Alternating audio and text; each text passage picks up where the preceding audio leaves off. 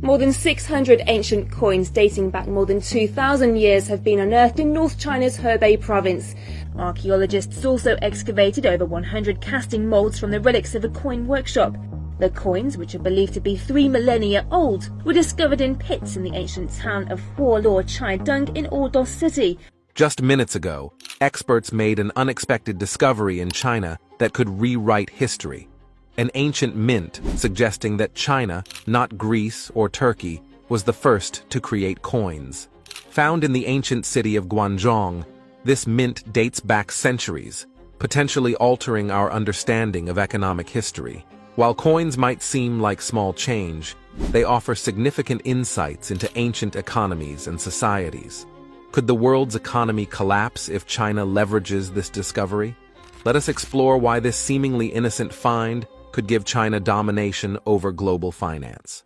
The secrets of ancient coin production. The ancient city of Guangzhou was founded around 800 BC.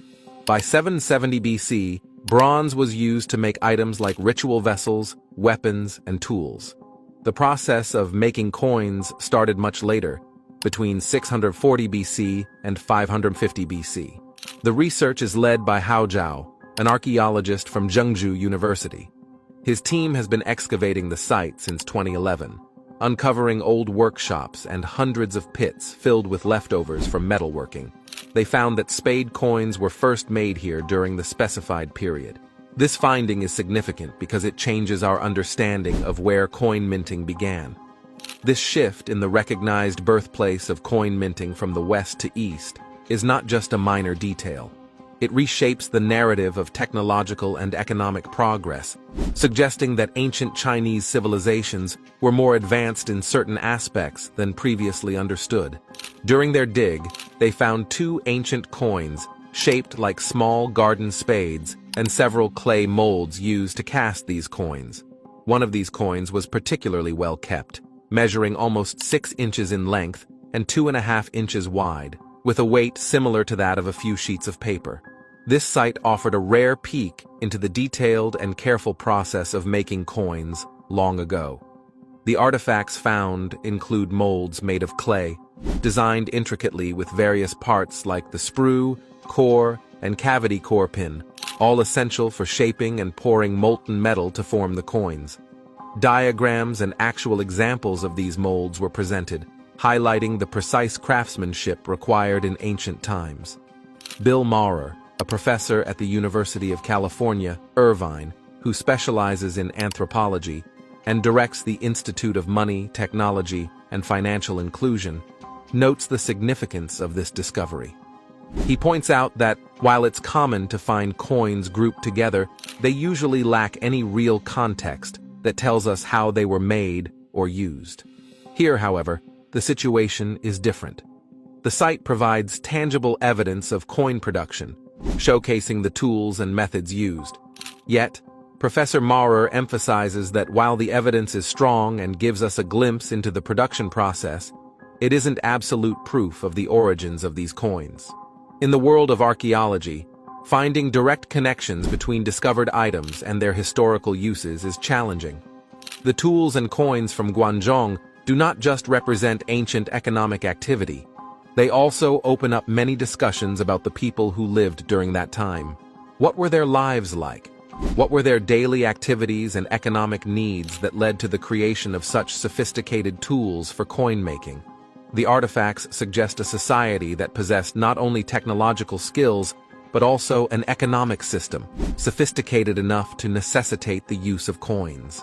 However, they also leave us wondering about the individual stories of those who crafted and used these items, stories that are forever lost to history. This discovery, therefore, while illuminating, also highlights the gaps in our understanding of ancient civilizations and the limits of what we can learn from the physical remnants they leave behind. Coins are an ancient form of money that has sparked much debate about their origins.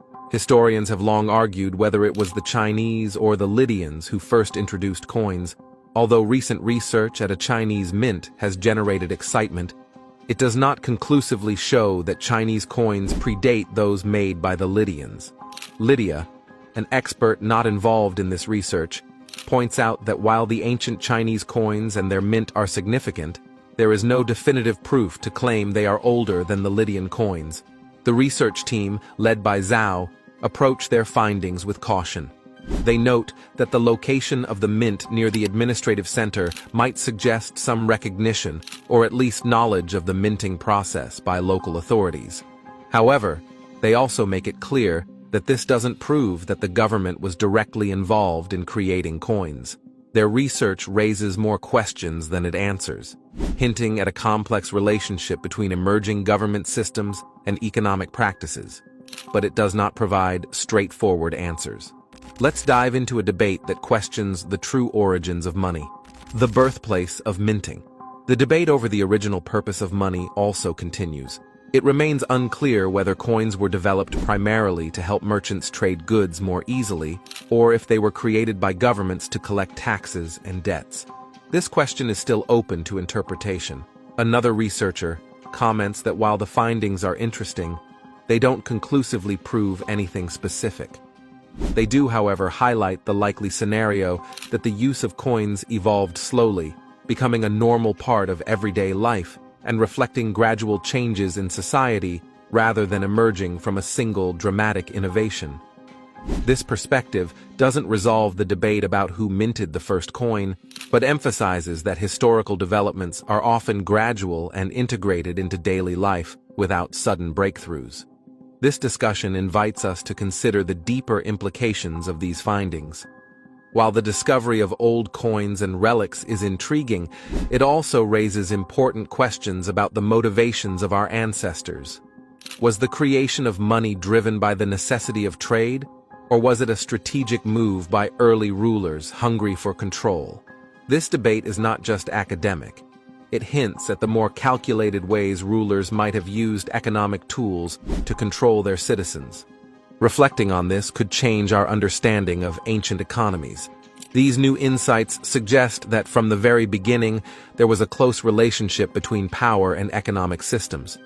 The use of money, possibly intended as a way to simplify trade, may also have served as a means for rulers to strengthen their hold over their people.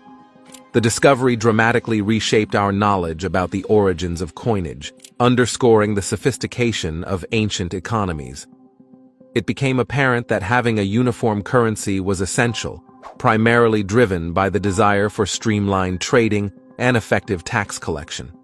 This indicates that there was a complex administrative system in place dedicated to managing business operations, gathering taxes, and regulating markets. Located near the centers of authority in the ancient city, the placement of the mint was strategic, serving the government's needs. This relationship between economic strategies and political power is evident, highlighting the importance of money production control, both in the past and present. The craftsmanship and tools discovered at the site demonstrate meticulous care and accuracy in producing reliable coins that circulated widely throughout the region. The findings suggest that this early society possessed a deep understanding of economics and governance. Having a mint close to political centers indicates a direct link between the economy and the ruling powers, ensuring control over money circulation and manipulation as required. This setup not only promoted the widespread use of coins, but also strengthened the authorities' control over economic activities. The precision in coin manufacturing reflects a sophisticated commercial approach, highlighting a time when economic stability was crucial for overall societal stability. Next, we explore a discovery that changes our view of ancient economies: the hidden city beneath China's Great Wall. The discovery at Guangzhou offers a striking revelation about the early days of using metal for money. It's not just about the physical coins, it's about the significant strides in technology and governance needed to produce and use them. These coins provide insight into the economic and social structures of the time, suggesting that our early ancestors were already developing the foundations of what would become today's complex financial systems. This finding emphasizes the cleverness of early societies in establishing systems that have influenced countless generations. However, it also highlights the long-standing issues inherent in these systems. issues like inequality and economic control that have persisted over millennia. The coins from Guangzhou are more than just artifacts. They are a window into a time when the basic principles of our economic systems were being set, principles that we are still grappling with in efforts to make them fairer and more effective. As we delve into what these ancient coins can teach us, we gain not only an understanding of past innovations, but also a clearer view of the challenges they introduced. By examining these relics, we can trace the evolution of economic practices and the accompanying societal changes. This deeper analysis sheds light on how these early financial tools have shaped the trajectory of human development and the persistent challenges we face in creating equitable economic systems. The stones, stubborn and silent, have long kept their stories hidden. In the dry hills of China's Los Plateau, residents near the crumbling rock formations believed they were merely a forgotten part of the Great Wall. This made sense considering the extensive history of Chinese control, which can be traced back over 2,000 years and is highlighted by ancient barriers winding through these dry lands near the northern bend of the Yellow River. Was this structure really a segment of the Great Wall, or was it something entirely different? Curiously, during archaeological investigations, items like jade pieces, some shaped into scepters, blades, and discs, began emerging from the ruins. These discoveries were first made by locals and then by those looking to profit from them. Strangely, the closest source of jade is about 1,000 miles away in the farthest parts of Shaanxi province. Jade was never a material used in the construction of the Great Wall. The question arose, why were there jade items in such a remote area that lacked jade, close to the Ordos Desert? These unusual findings prompted Chinese archaeologists to conduct detailed investigations a few years ago.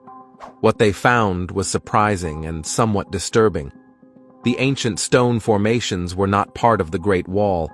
Instead, they were the remains of a once grand city that served as a military outpost.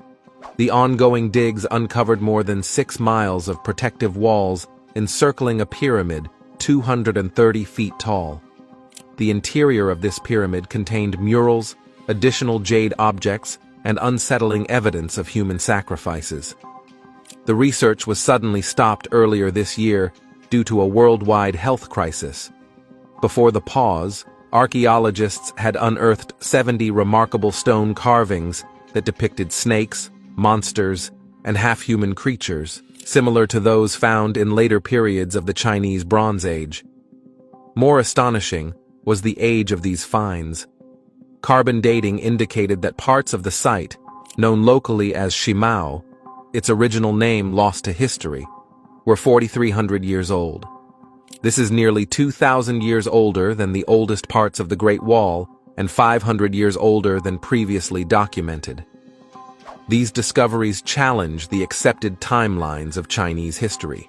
They suggest a sophisticated and culturally rich civilization existed long before the times documented in our standard historical texts.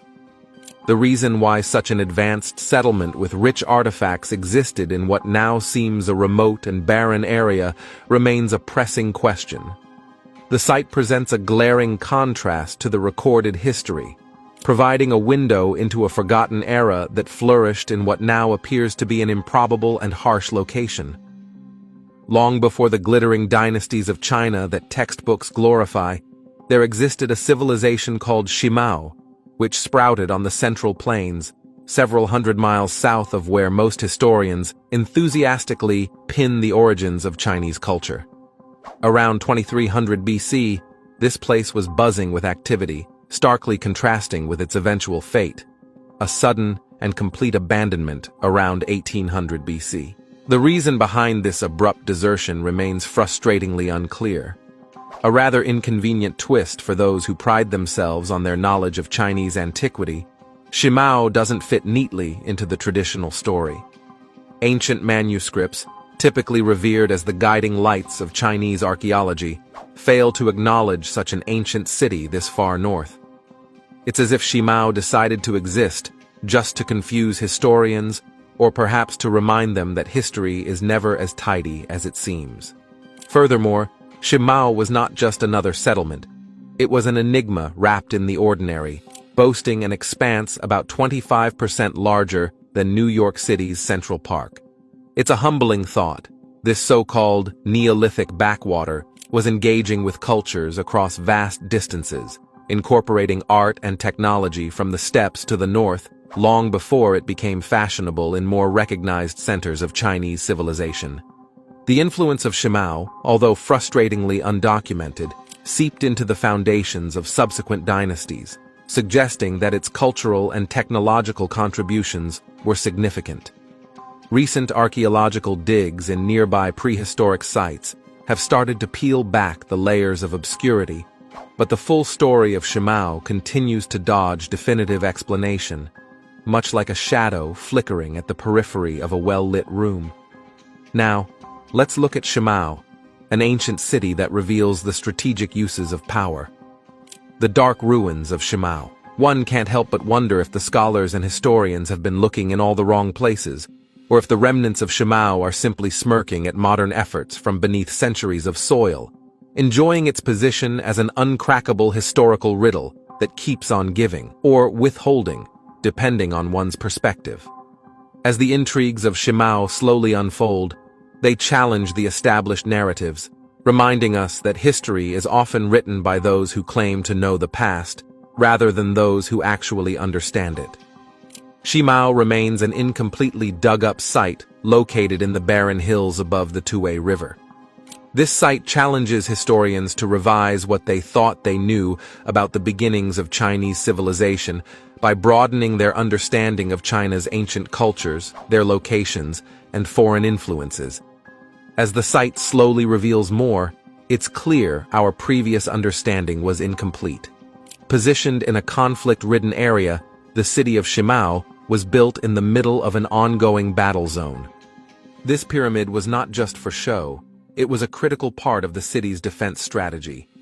While it stood only half as tall as the Great Pyramid of Giza, its base was significantly larger, suggesting a substantial effort to fortify against enemies. The elite of Shimao didn't simply reside anywhere. They chose the safest and most secure location, the top of the pyramid. Here, they built an extensive 20-acre complex that included everything they needed: water supplies, places to make crafts, and probably spaces for religious ceremonies. This setup ensured they had both luxury and safety, reserved for those at the very top of society's hierarchy.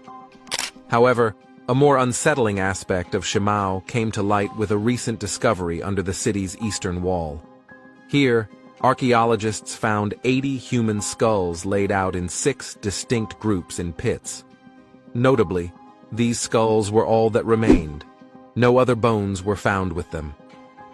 This grim discovery might suggest some form of ritual sacrifice or a stark method of displaying power and control over enemies. It paints a picture of a society that, while advanced and structured, also embraced extreme methods to maintain order and assert dominance. This site forces us to rethink not only the historical beginnings of Chinese society, but also the complex behaviors and social structures of ancient communities. It highlights how environments fraught with danger and competition can shape human settlements, influencing everything from architectural designs to social hierarchies. As more of Shimao is excavated, each layer peeled back adds depth to our understanding of these ancient people, their struggles, and their ways of life.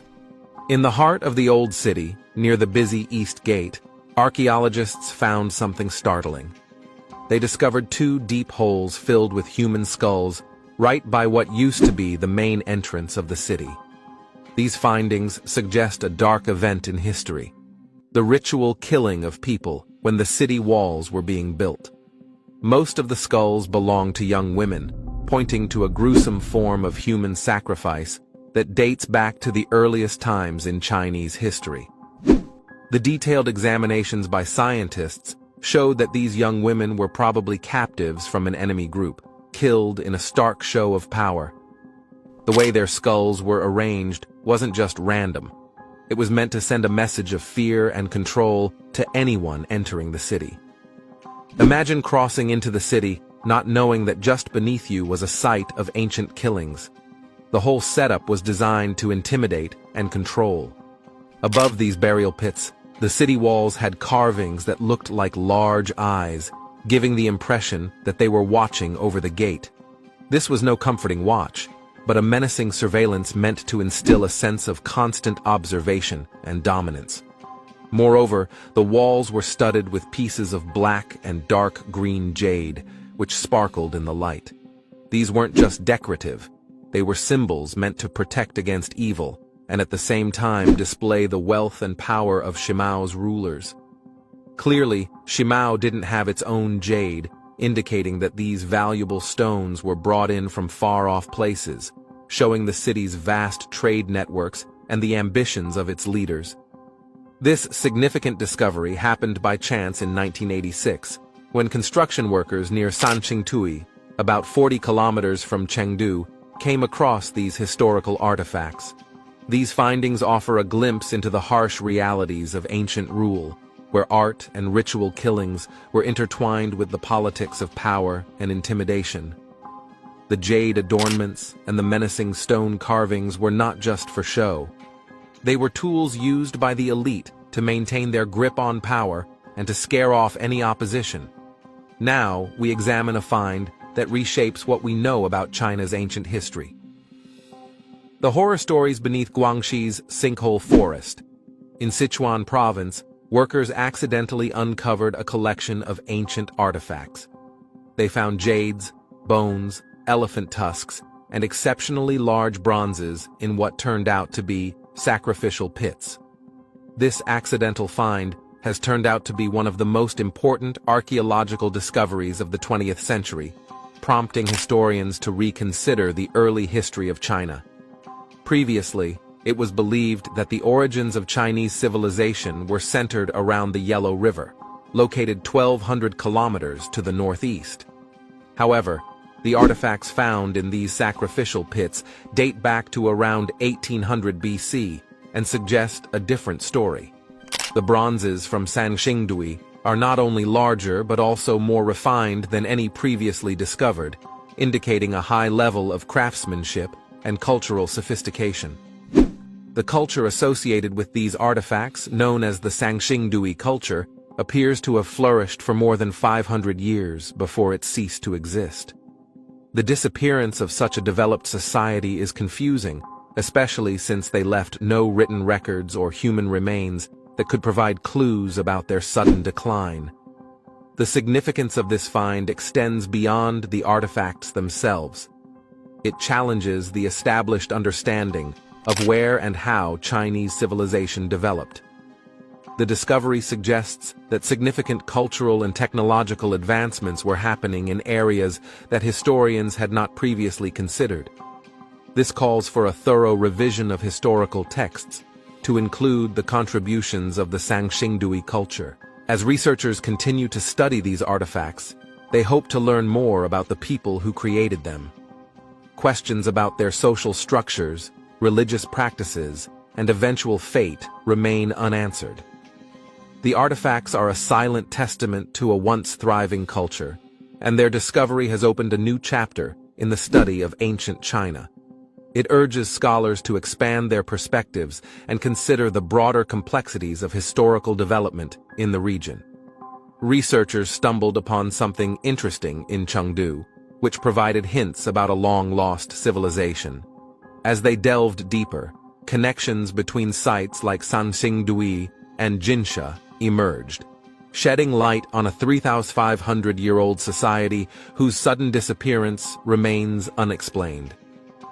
This discovery raises questions about the origins and the abrupt end of this ancient group, sparking a deeper examination of their historical path. The ongoing research is set to display a range of significant artifacts that have been unearthed, offering insights into the life and abrupt vanishing of these people. It seems as if the annals of history are opening up, allowing us to explore its long-forgotten episodes. Explorers found an ancient forest at the bottom of a huge sinkhole in China. This hidden forest has tall trees, some as high as 426 feet. The sinkhole is in the Guangxi area, and it's 630 feet deep with a space of over 176 million cubic feet.